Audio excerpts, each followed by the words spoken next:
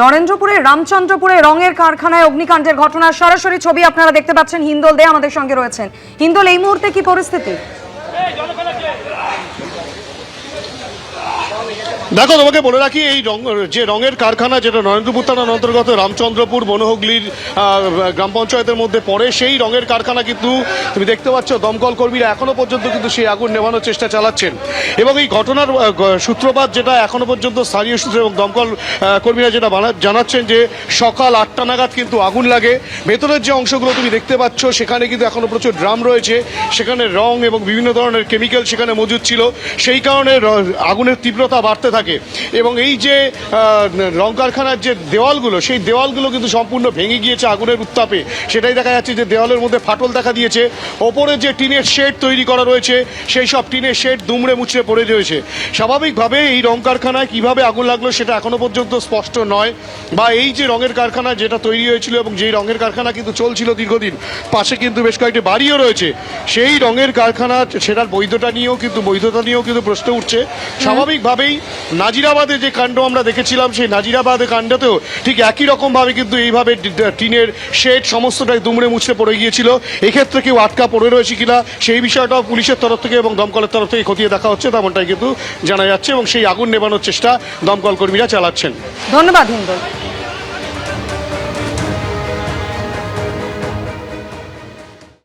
ফলতার ফলে তৃণমূলের শোচনীয় পরাজয় ঘটেছে। ভেঙে খান হয়ে গেছে অভিষেক বন্দ্যোপাধ্যায় ডায়মন্ড হারবার মডেল।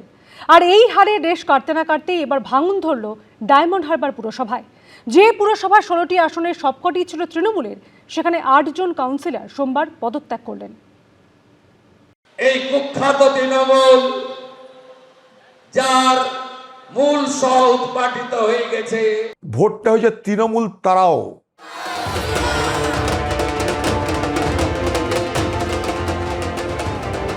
হারাধনের একটি ছেলে কাঁদে ভেউ ভেউ, মনের দুঃখে বনে গেল, রইল না আর কেউ।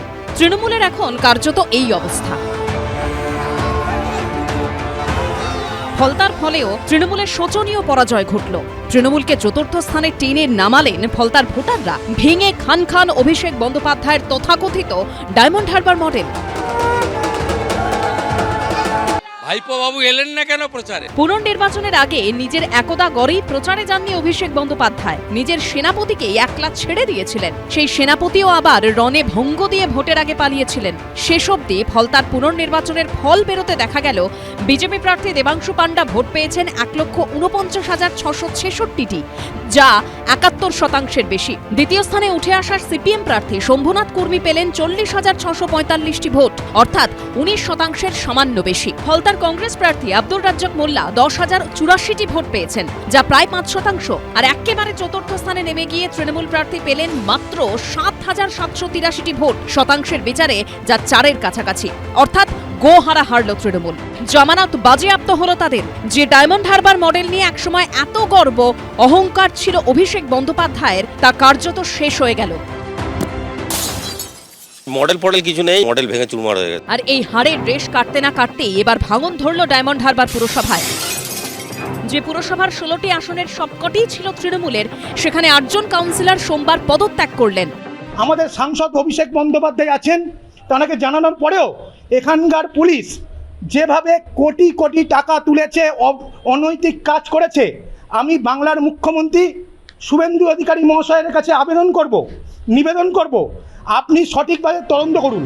2021 সালের বিধানসভা নির্বাচনে ফলতা থেকে 40,000-এরও বেশি ভোটে জয়ী হয়েছিল তৃণমূল। 2024 সালের লোকসভা ভোটের বিধানসভা ভিত্তিক ফল অনুযায়ী ডায়মন্ড হারবার লোকসভা কেন্দ্রের অন্তর্গত ফলতায় 1,68,000-এরও বেশি ভোটে এগিয়েছিলেন অভিষেক। কিন্তু মাত্র 2 বছরের ব্যবধানে সেখানেই লক্ষাধিক ভোটে হারতে হলো তৃণমূলকে। এখনো যদি ওনার লজ্জা বলে কোনো কিছু থাকে, তাহলে অবিলম্বে পদত্যাগ করা উচিত সাংসদ পদ থেকে। আজকে সাংসদ পদ থেকে যদি নিজেই নিষ্কৃতি চেয়ে নেন, তাহলে আমার মনে হয় অনেক বড় লজ্জার হাত থেকে উনি মুক্তি পাবেন ভবিষ্যতে। ফলতায় মুসলিম ভোট প্রায় 30%। সেই ভোটের বড় অংশই এবার তৃণমূলের হাত ছাড়ল, চলে গেল সিপিএম কংগ্রেসের দিকে। ফলতায় রেকর্ড হার, সেই সঙ্গে সংখ্যালঘু ভোটও হাতছাড়া হওয়া। তৃণমূলের কাছে আরও বিপর্যয়ের আশঙ্কা। গৌতম মণ্ডল ও দীপক ঘোষের রিপোর্ট, এবিপি আনন্দ। তৃণমূল নেতাকর্মীদের দুর্নীতির বিরুদ্ধে দিকে দিকে মুখ খুলছে সাধারণ মানুষ। কোথাও তৃণমূল নেতাকে মার, আবার কোথাও পুলিশের সামনেই চড়থাপ্পড় খেলেন তৃণমূলের যুব নেতা।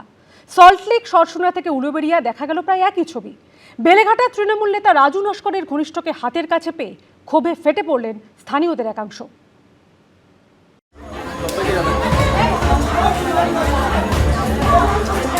দিকে দিকে জনরোষের মুখে তৃণমূল, কোথাও তৃণমূল নেতাকে মার,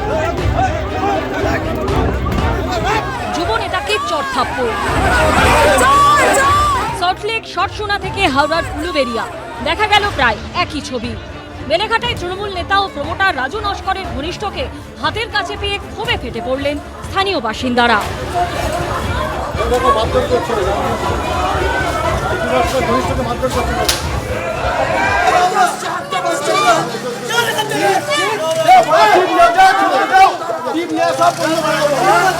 দুদিন ধরে বেলেঘাটার প্রমোটার রাজু নস্করের তৈরি বেআইনি বহুতলগুলি ভাঙা হচ্ছে বুলডোজার দিয়ে। আর যারা লক্ষ লক্ষ টাকা দিয়ে তৃণমূল নেতার বানানো ফ্ল্যাট কিনেছেন, মাথার উপরে ছাদ হারিয়ে তাদের এখন দিশাহারা অবস্থা। লক্ষ লক্ষ টাকা দিয়ে ফ্ল্যাট কিনেও মেলেনি আইনি নথি, হয়নি রেজিস্ট্রি ও মিউটেশন। হাতের কাছে প্রমোটার ঘনিষ্ঠকে পেয়ে তাই এভাবেই বেরিয়ে এলো ও রাজু নস্করের অফিসের সামনে এই মুহূর্তে প্রচুর মানুষ যারা বিক্ষোভ দেখাচ্ছেন। আমরা যারা স্থানীয়দের সঙ্গে কথা বলছিলাম তারা অনেকেই বলছেন যে গতকাল তারা কিনা কলকাতা পুরসভার তরফ থেকে তারা যে বিল্ডিংয়ে থাকেন সেই বিল্ডিংয়ের নোটিশ পেয়েছেন এবং নোটিশ পাওয়ার পর সেই সমস্ত নোটিশ দেখে তারা কিছুটা হতাশ। এটা হচ্ছে রাজু নস্করের কাজ করে, লোককে মারধর করা থেকে শুরু করে সবকিছু এরা করে। দিনের পর জমি নিয়ে নিয়েছে, প্রত্যেকের জমি, আমাদের জমিও। রাজু নস্কর পুলিশের কাছে যাননি কেন? পুলিশে কোথায় যাবো, ওই তো পুলিশ।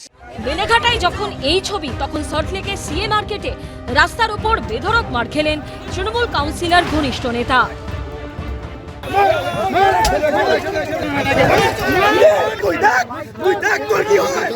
ব্যবসায়ীদের একাংশের অভিযোগ, দিনের পর দিন তোলাবাজির নামে লক্ষ লক্ষ টাকা হাতিয়েছেন চন্দন ভট্টাচার্য নামে ওই তৃণমূল নেতা।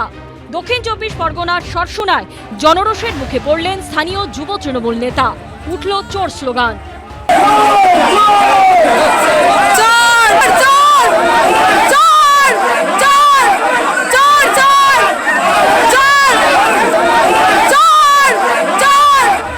তোলাবাজি থেকে জমি জবরদখলের মতো অভিযোগে গ্রেপ্তার করা হয় যুব তৃণমূল নেতাকে।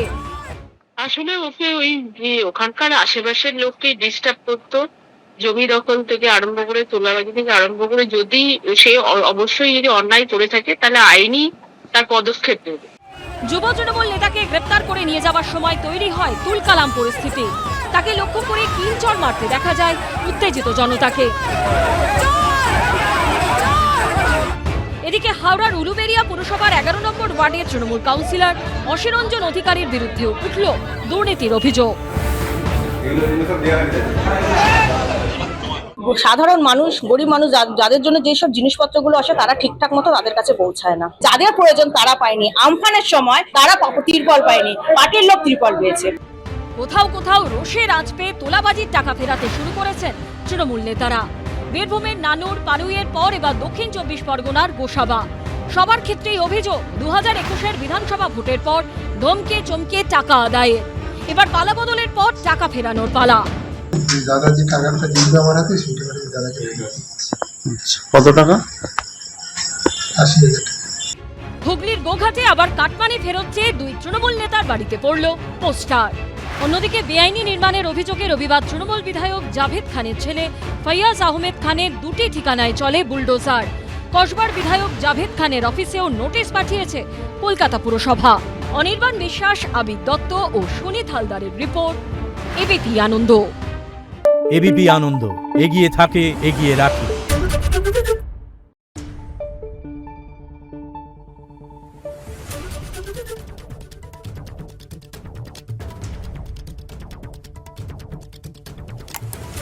Thank you.